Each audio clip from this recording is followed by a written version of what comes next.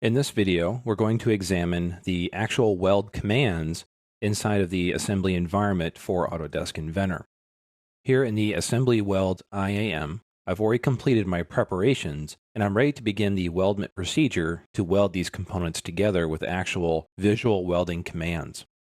The first thing to remember about the weldment environment involving your particular welds is how you assign material that is actually going to be utilized as the weldment material.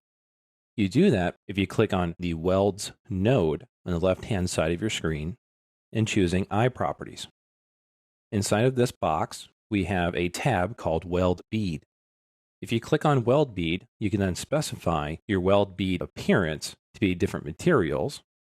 If you click on Physical, you can actually control what the welded material will be.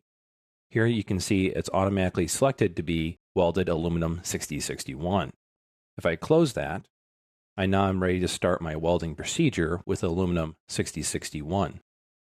Now obviously you can pick whatever weldment material you would like, you just have to add that to your material database. To begin the weldment sub-environment, either double-click on the Welds node or click on the Welds command on the process panel at the top of the screen. The first weldment command we're going to take a look at will be the fillet weld command. I'll choose fillet from our bead panel at the top of the screen, or you can choose a right-click and grab the fillet weld command from your marking menu. Notice there is also the other weldment commands such as cosmetic and groove weld here as well.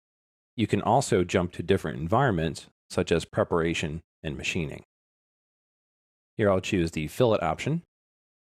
In the fillet weld command, we have to specify which faces we would like to interact for this particular fillet weld. Here I'll rotate my model and zoom in.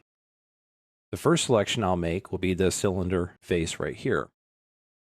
What you can do very easily to skip over to the second selection is to right-click and choose Continue. Now I'll choose this face here for my second selection. You will notice there is no preview currently generated. The reason why is because I do not have a valid size specified for this fillet weld. My current size is actually at 10 millimeters. If I reduce this down to 1 millimeter, I do get to see a graphical preview of that fillet weld now. The value of your fillet weld can be defined by leg length, which we see here on the left button, or by throat measurement, which is the other radio button next to it. If this was a linear weld instead of radially going around the cylinder, I would also be able to adjust the direction for which side it starts on, as well as applying an offset value that we see here currently grayed out for it to offset away from the starting face. We can also adjust our contour to be concave, convex, or just our flat preview that we see currently. There is also an intermittency for a staggered fillet weld. So here you can put in the length of the actual bead and then the intermittency between the centers of the bead. Currently I have full extents set for this particular weld because it's radial, it goes around there, it makes complete sense.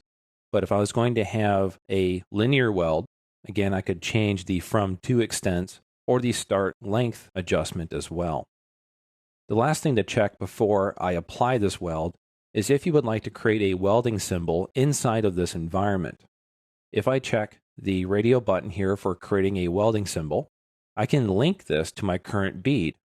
This will automatically fill in my leg measurement, what method of contour I have, if I had intermittency. I can also come over here and specify more distinct characteristics based on my welding procedures. You can put your tail node in here, you can do your all-round symbol, you can flag it. Many things you can do inside this particular symbol. Now, I will mention that this is an added benefit for when you get to the documentation engine. If you have a bead inside of your assembly, it can automatically be transcribed into your notes inside of your documentation. If you rather just do all of your documentation over there, that's fine. Uncheck this box and don't worry about it here. But if you like to have a three-dimensional visual note inside the weldment file, by all means, come in here, link your beads, and assign your information that you see fit. Here I'll choose the welding symbol, current bead, and choose OK. There you can see it puts on the fillet weld, and I have the ability to move this little note around inside the graphical interface. I'm going to do another fillet weld. this time on the inside of this guard plate. In my first selection, right-click Continue. In my second selection, this time I will choose a start length offset. I'm going to start my offset away from the edge by 2 millimeters. You can see it gives me a little bit of a gap down here. And then I can also adjust the total length of that as well. So here I'll subtract about 2 millimeters as well to reduce the other side just a little bit. Bring that down a little bit further, do 26 millimeters. I'll create a welding symbol as well and link that to the current bead and choose OK. If you need to modify the fillet weld you just created, you can expand your tree, find your symbols and your beads, double-click on the weld you would like to modify, and make a change. Here I'm going to adjust my intermittency. I'm going to make the length of this 5 millimeters for the bead, and make it intermittent with a spacing of 15 millimeters. You can see how that preview updates. And you can play with this a little bit to get better results. That looks a little bit better for some spot welds there. I'll choose OK. And my welding symbol has been created as an error, so I'm going to edit that. As you can see, there is no option here for a welding symbol to be generated once you edit a weld. It can only be created as you are generating the weld the first time. I'll choose OK here. And what I'm going to have to do is accept that and delete the welding symbol. So I'll right-click on it and choose Delete. Now I can re-add the symbol back in with our symbol command on the weld environment. I can link it to a bead by selecting it. You can see there it fills it back out again. So you got a few quirks there when you're modifying your welds. If you zoom into your welds, you will also notice that the caterpillar bead that appears on here does not exist on the ends of your fillets.